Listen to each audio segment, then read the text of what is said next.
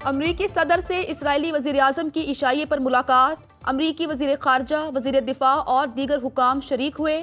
White house میں گفتگو کرتے ہوئے ڈونلڈ ٹرمپ کا کہنا تھا، ایران مذاکرات کے لیے تیار ہے، حماس غزہ میں جنگ بندی چاہتی ہے، دنیا میں جنگیں رکوانے کے لیے مسلسل کوششیں کر رہا ہوں، اسرائیل کے پڑوسی ممالک سے اچھا تعاون ملا، امید ہے ایران پر ایک اور حملہ نہیں کرنا پڑے گا، دنیا نے آج تک وہ ہتھیار نہیں دیکھے جن سے ایران پر حملہ کیا، یوکرین جنگ نہ روکنے پر روسی صدر سے ناخوش ہوں، یوکرین کو مزید ہتھیار بھیجیں گے۔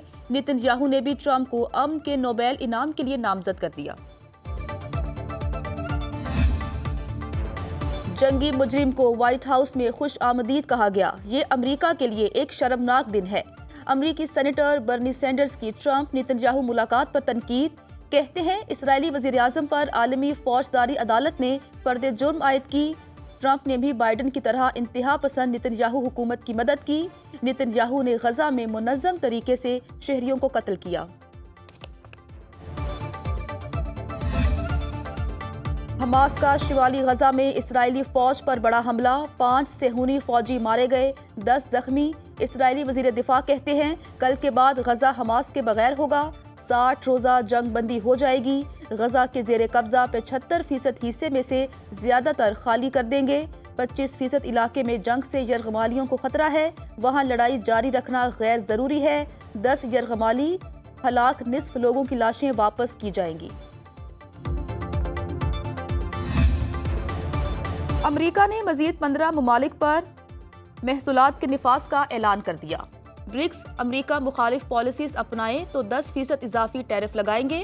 امریکی صدر کی برکس ممالک کو دھمکی، تھائی لینڈ اور کمبوڈیا پر 36، سربیا 35، انڈونیشیا پر 32، بنگلہ دیش کو 35% ٹیرف دینا ہوگا، ویتنام، میانمار پر 40%، جنوبی افریقہ، بوسنیا پر 30% محصولات عائد، جاپان، جنوبی کوریا، ملیشیا، تیونس، قازقستان پر 25% ٹیرف کا نفاذ۔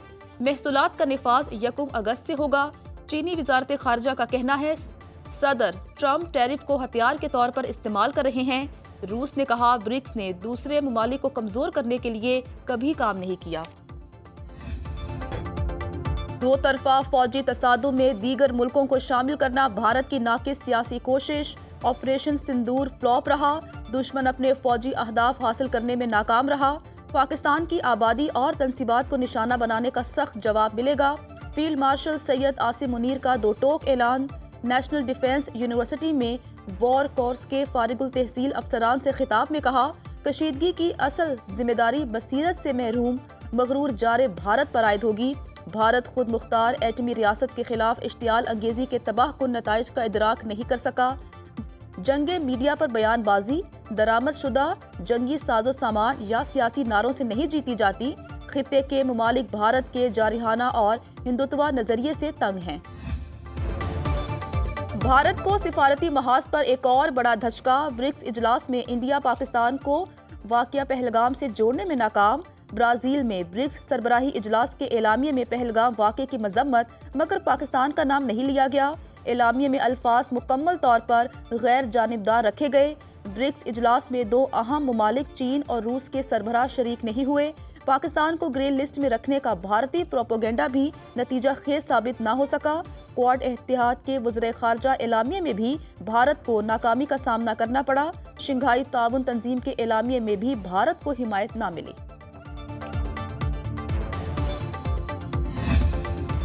کراچی کی 51 مخدوش عمارتیں گرانے کے لیے 24 گھنٹے۔ وزیر اعلیٰ سندھ مراد علی شاہ کی زیر صدارت اجلاس میں اہم فیصلے۔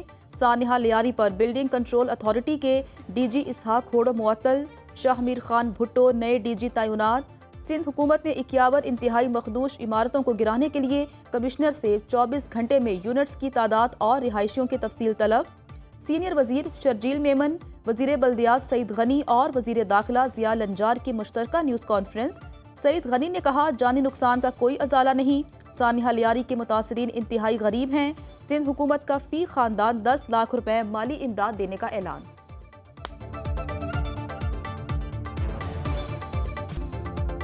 کراچی کے علاقے لیاری میں عمارت گرنے سے نیا پنڈورا باکس کھل گیا۔ سندھ بلڈنگ کنٹرول اتھارٹی کا فراہم کردہ ریکارڈ گمراہ کن نکلا۔ وزیر اعلیٰ house Sindh building control authority اور ضلعی انتظامیہ کے افسر طلب، عمارت کو مخدوش قرار نہیں دیا گیا تھا، ضلع انتظامیہ کا انکشاف۔ متاثرہ عمارت کے فراہم کردہ پلاٹ نمبر اور تفصیلات میں ابہام کا دعویٰ۔ منہدم عمارت سے متصل بلڈنگ سے رہائشیوں کو آج صبح 7 بجے تک سامان نکالنے کی مہلت۔ خالی کرائی گئی عمارتوں کے مکین گھر چھن جانے سے غمگین۔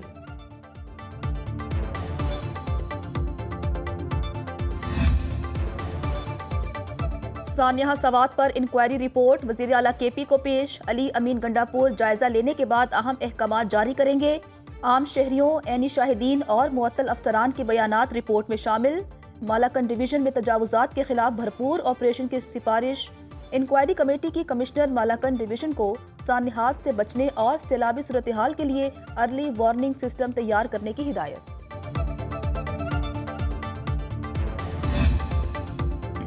لاہور سمیت پنجاب کے مختلف علاقوں میں مانسون بادلوں کی گھن گرج۔ صوبائی دارالحکومت میں موسلا دھار بارش نے جل تھل ایک کر دیا۔ نشیبی علاقے زیر آب، بارش کا سلسلہ دن بھر وقفے سے جاری رہنے کا امکان۔ این ڈی ایم اے کا 10 جولائی تک طوفانی بارشوں اور سیلابی صورتحال کا الرٹ۔ بالائی علاقوں میں لینڈ سلائیڈنگ کا خدشہ۔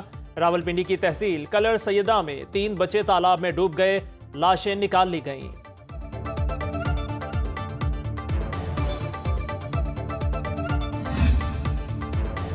پاکستان میں مصنوعی ذہانت پر مبنی کسٹمز کلیئرنس اور رسک مینجمنٹ سسٹم متعارف۔ جدید ٹیکنالوجی سے آراستہ نظام میں مشین لرننگ کے ذریعے خودکار بہتری ہوتی رہے گی۔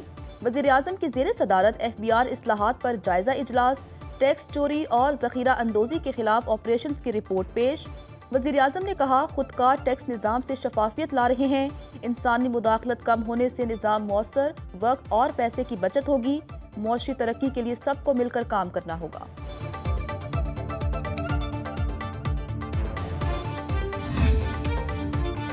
پاکستان اور افغانستان میں تجارت، ٹرانزٹ اور علاقائی سیکیورٹی پر مذاکرات۔ پاکستانی وفد کی قیادت ایڈیشنل سیکرٹری علی اسد گیلانی نے کی۔ دونوں ممالک نے دہشت گردی کو علاقائی امن و سلامتی کے لیے سنگین خطرہ قرار دیا۔ پاکستان نے افغان سرزمین سے سرگرم دہشت گرد گروہوں کے خلاف عملی اقدامات پر زور دیا۔ افغان ٹرانزٹ ٹریڈ میں سہولتوں کے نفاذ کا جائزہ۔ ازبکستان افغانستان پاکستان ریلوے معاہدے کو جلد حتمی شکل دینے پر اتفاق۔ بات چیت کا اگلا دور پاکستان اور افغانستان کی باہمی مشاورت سے طے کیا جائے گا۔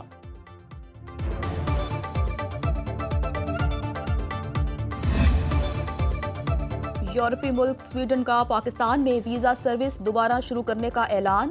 ترجمان دفتر خارجہ کے مطابق اسٹاک ہوم میں پاکستان اور سویڈن کی وزارت خارجہ میں مذاکرات کامیاب۔ دو طرفہ مشاورت میں پاکستانی وفد کی قیادت ایڈیشنل سیکرٹری خارجہ نے کی۔ پاکستانیوں کو مختصر قیام کے لیے سویڈن جانے کی سہولت ملے گی۔ پاکستانی شہری 90 روزہ قیام کے لیے ویزا کے لیے درخواست دے سکتے ہیں۔ پاکستان کا مثبت پیش رفت کا خیر مقدم۔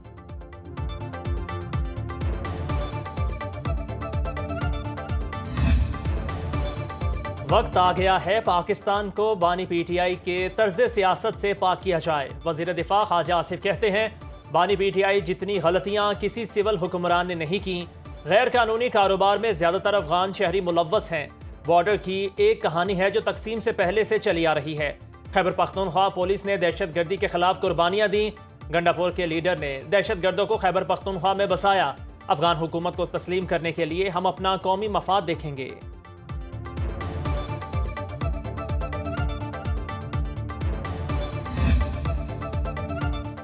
کرسیاں مارنا، مائک اکھاڑنا، لڑنا جھگڑنا احتجاج نہیں۔ یقین ہے اسپیکر پنجاب اسمبلی نے جمہوری روایات کو زندہ رکھنے کے لیے اپوزیشن اراکین کو معطل کیا۔ وفاقی وزیر قانون اعظم نذیر تارڑ ملک محمد احمد خان کے دفاع میں بول پڑے۔ لاہور میں میڈیا سے گفتگو میں کہا قانون کو اپنا راستہ لینا چاہیے، گھر میں بھی بڑے کا کردار ہوتا ہے، اسے سامنے رکھتے ہوئے ہی کوئی بہتر راستہ نکالنا پڑتا ہے۔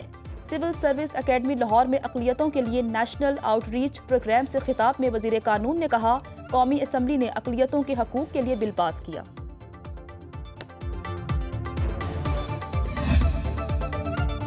سابق فاٹا کے اسٹیٹس میں تبدیلی کی باز گشت۔ نون لیگ اور پی ٹی آئی آمنے سامنے۔ بیرسٹر گوہر نے فاٹا کمیٹی اجلاس بلانے کو خلاف آئین قرار دے دیا۔ نیوز کانفرنس میں کہا 25ویں ترمیم کے بعد قبائلی علاقے صوبائی حکومت میں ضم ہو چکے ہیں۔ فاٹا سے متعلق قانون سازی یا کوئی فیصلے کا اختیار صوبائی حکومت کا کام ہے۔ وفاقی حکومت فاٹا سے متعلق کمیٹی کو ختم کرے۔ وفاقی وزیر امیر مقام کہتے ہیں वज़ीर आज़म ने नेक नियति से कमेटी बनाई। सियासत में फैसले हालात के मुताबिक किए जाते हैं।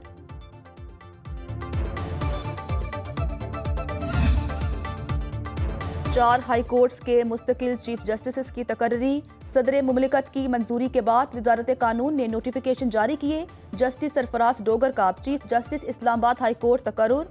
जस्टिस SM अतीक शाह मुस्तकिल chief justice Peshawar high court. Justice रोजी खान बलोचिस्तान हाई कोर्ट के मुस्तकिल चीफ जस्टिस मुकर्रर।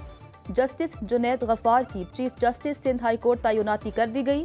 चारों चीफ जस्टिस की तकर्री हलफ लेने के दिन से शुमार होगी।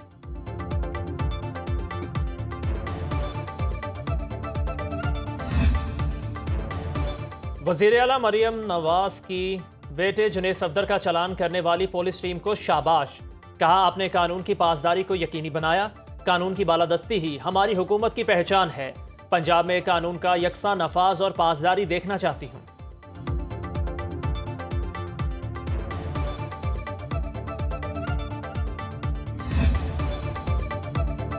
इसराइल ने कत्ल करने की कोशिश की मगर नाकाम रहा। ईरानी सदर मसूद पज़ेश्कियान का दावा। कहा, अपने मुल्क और कौम के लिए जान कुर्बान करने को तैयार हूँ।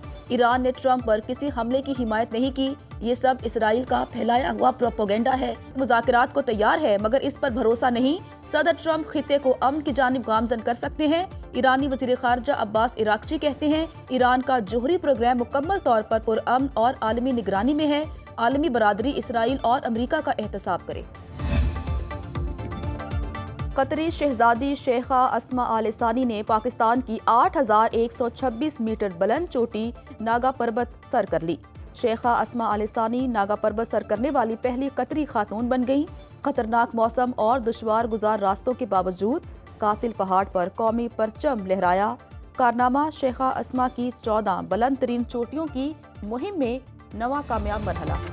और दुखी इंसानियत की खिदमत के इस्तियारा अब्दुल सत्तार ईदी की आज 9वीं बरसी।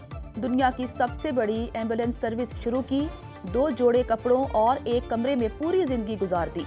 इंसानी खिदमात पर अब्दुल सत्तार ईदी को लेनिन अमन अवार्ड और निशान पाकिस्तान से भी नवाजा गया।